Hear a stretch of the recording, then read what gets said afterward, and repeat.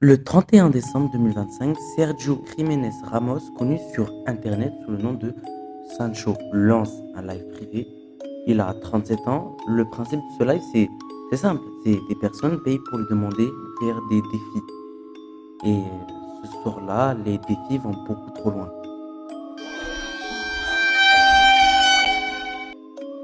Sancho consomme de pendant la diffusion. Quelques heures plus tard, il meurt.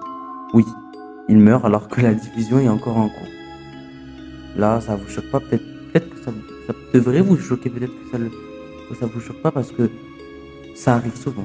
Ce genre d'histoire, on en voit beaucoup sur les réseaux, les amis. L'histoire va rapidement faire le tour des réseaux sociaux espagnols, puis arriver dans les médias français. Et derrière cette mort, il y a plusieurs questions. Qui regardait ce live? Qui payait pour lui demander de faire ses défis? Pourquoi personne ne l'a arrêté?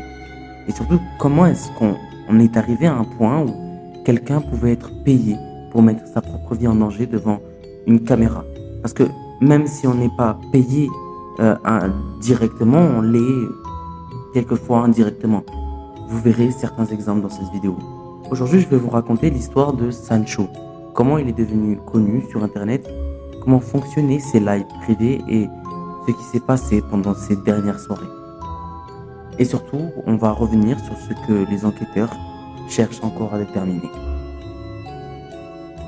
Avant de parler de sa mort, il faut comprendre qui était Sancho. En gros, il faut que vous compreniez qui c'était et surtout comment il s'est retrouvé à faire ce genre de live. En fait, son vrai nom, c'était Sergio Jiménez Ramos. Il avait 37 ans, il était connu sur Internet sous le nom de Sancho, mais aussi sous le pseudo de SS Sancho Panza. À la base, Sancho n'était pas une énorme star du streaming. Il s'est fait connaître progressivement dans le milieu des lives. Notamment. Qu'est-ce que tu fais là? Ah, tu veux me déranger ou tu veux faire quelque chose? Ah, bah vas-y. Ok, bah c'est bon, là, tu fais ça pour rien. On m'entend en dehors? Ok, bah c'est bon. Il s'est fait connaître progressivement dans le milieu des lives, notamment après avoir commencé à apparaître dans les contenus de Simone Pérez, un autre créateur espagnol connu pour ses lives et ses défis très provocateurs. À partir d'octobre 2025, Sancho commence justement à participer à certains de ses contenus et son concept devient assez particulier. Des personnes payent pour assister à des lives privés et peuvent ensuite proposer ou financer des défis. Puis le défi est extrême, plus Sancho peut recevoir l'argent. Le problème, c'est que ces défis ne sont pas juste des trucs ridicules ou gênants. Certains impliquent de l'alcool, de la drogue ou des comportements dangereux. Je le répète dans cette vidéo, tout ce que tout produit ou toute consommation ou tout ce qui est en rapport avec du système illicite ne sont là que pour donner des faits concernant l'affaire. À force, Sancho se retrouve donc dans un système où son propre comportement devient littéralement le contenu. Et surtout où les spectateurs ont un moyen de lui demander d'aller encore plus loin. Car ces lives se déroulent notamment dans des groupes privés. Je parle bien de Google Meet. Ça peut arriver qu'il fait des vidéos qu'il fait des lives sur Twitch, des fois sur YouTube aussi. Même après avoir été banni de plusieurs plateformes, des participants pouvaient en payer entre 40 et 120 euros pour accéder à ces contenus privés. C'est là que son activité commence vraiment à changer. Parce qu'il ne fait plus simplement des lives pour discuter avec son public. Il est payé pour réaliser des défis. Et certains de ces défis deviennent de plus en plus dangereux. Puis arrive le 31 décembre 2025. Sancho organise un nouveau live privé pour la soirée du Nouvel An. Des personnes payent pour assister à la diffusion. Et cette fois, le défi concerne directement la consommation d'alcool. Voilà. Ce qui devait être un nouveau live va finalement être son dernier. Et c'est précisément ce qui s'est passé pendant ces quelques heures qu'on va regarder maintenant.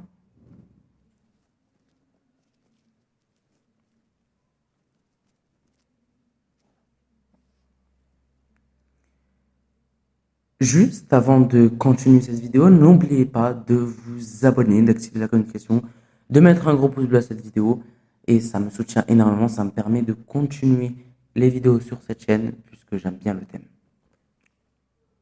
Le 31 décembre 2025, Sancho lance donc ce live privé. Cette fois, plusieurs personnes ont payé pour pouvoir assister au direct et lui proposer des défis. Et le défi de cette soirée était particulièrement dangereux. Sancho doit consommer de l'alcool et de l'A pendant plusieurs heures. D'après les informations rapportées après sa mort, il aurait consommé une quantité très importante de la et une bouteille de voilà au cours de la soirée.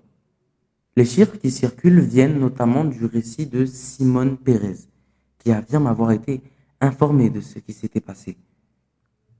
Parce que le problème, c'est que pendant ce live, les personnes présentes continuaient de regarder, d'interagir, d'envoyer des messages. Même si dans certains des lives, les personnes ne pouvaient pas parler, il y a cette interaction vide et directe. Et pendant ce temps, l'état de Sancho se dégrade. À un moment, la situation devient suffisamment inquiétante pour que son frère intervienne. Il entre dans la pièce, il découvre Sancho inconscient. Le live, lui, n'est pas forcément immédiatement arrêté. Selon les informations rapportées par plusieurs médias espagnols, des personnes seraient encore connectées à la visioconférence au moment où son corps est découvert. Les secours et les autorités sont alors alertés, mais Sancho ne peut pas être sauvé. Il meurt à l'âge de 37 ans. Et c'est là que l'histoire devient encore plus importante. Parce qu'on ne parle pas simplement d'un streamer qui aurait pris une mauvaise décision, il y avait des spectateurs, il y avait de l'argent et il y avait des défis. Ces trois facteurs ont causé sa mort. Et surtout, il y avait une diffusion en direct. Les Mossos d'Esquadra ouvrent alors une enquête pour déterminer exactement ce qui s'est passé et quelles sont les circonstances de sa mort. Une autopsie est également pratiquée. Mais une question va rapidement se retrouver au centre de cette affaire. Est-ce que Sancho était réellement seul responsable de ce qui lui est arrivé? Ou est-ce que les personnes qui le payaient pour réaliser ces défis ont aussi une part de responsabilité? Et c'est justement là qu'on va devoir parler du système derrière ces lives privés.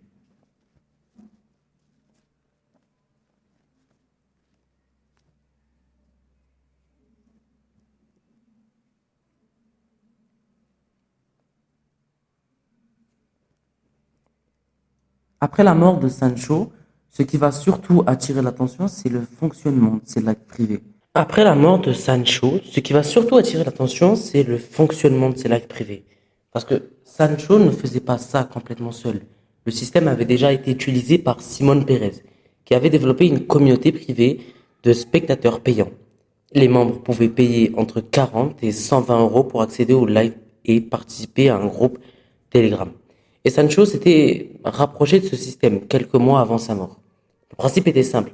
Les spectateurs donnaient de l'argent et en échange, ils pouvaient assister au live et proposer des défis, du plus extrême au moins extrême.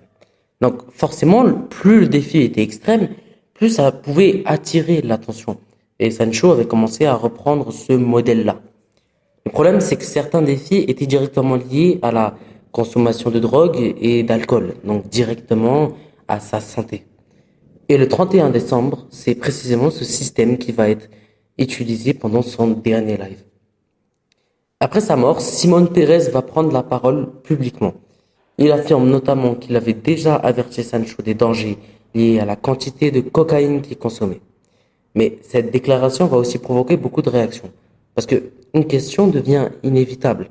Si tout le monde savait que ces défis étaient dangereux, pourquoi est-ce que le système a continué? Pour l'instant, il faut rester prudent. Les circonstances exactes de la mort de Sancho font l'objet d'une enquête des Mossos d'Esquadra et une autopsie a été réalisée. Les premières informations disponibles qu'on peut avoir n'ont pas de transformer les déclarations des différents protagonistes en certitude. Ce qu'on sait déjà, par contre, c'est que Sancho est mort pendant cette diffusion privée à Vilanova. Il a Gertrude en Catalogne. Et après sa mort, l'affaire va rapidement dépasser le simple cas d'un streamer. Parce que les autorités vont devoir déterminer qui savait quoi, à quel moment et surtout si quelqu'un aurait pu empêcher ce qui s'est passé. C'est là que l'histoire de Sancho devient une véritable affaire judiciaire. Au final, l'histoire de Sancho laisse surtout une question. Jusqu'où peut, jusqu'où, jusqu'où peut-elle, jusqu'où peut-elle, jusqu'où, jusqu'où peut aller un créateur pour son contenu? Et jusqu'où les spectateurs peuvent-ils pousser quelqu'un lorsqu'ils sont prêts à payer? Sancho avait 37 ans. Il faisait des lives privés dans lesquels les spectateurs pouvaient payer pour accéder au contenu et participer au défi. En décembre, cette soirée s'est terminée par sa mort. Mais concernant les circonstances exactes et les éventuelles responsabilités d'autres personnes, l'enquête doit faire la différence entre ce qui est établi et ce qui reste à déterminer. Et c'est important de le préciser parce que derrière cette histoire, il y a une personne quand même qui est morte, mais aussi une famille et des proches qui doivent vivre avec ça. En tout cas, cette affaire montre aussi un problème assez réel sur Internet, c'est que maintenant, en 2026, quand l'argent, les spectateurs et la recherche de contenu toujours plus extrême se mélangent, certaines limites peuvent vraiment genre disparaître. Et maintenant, j'aimerais savoir ce que vous en pensez. Est-ce que vous connaissez Sancho avant cette affaire? Et selon vous, où commence la responsabilité des personnes qui regardent et payent pour ce genre de contenu? Dites-moi votre avis dans les commentaires. Si vous avez aimé la vidéo, à lasser- pensez à laisser un like et à vous abonner. Ça m'aide énormément pour continuer et faire ce genre de vidéo qui me plaît particulièrement. Et si vous voulez que je parle d'une autre affaire dans le même style, dites-moi laquelle en commentaire. Et merci d'avoir regardé jusqu'au bout. On se retrouve très bientôt pour une nouvelle vidéo. À la prochaine.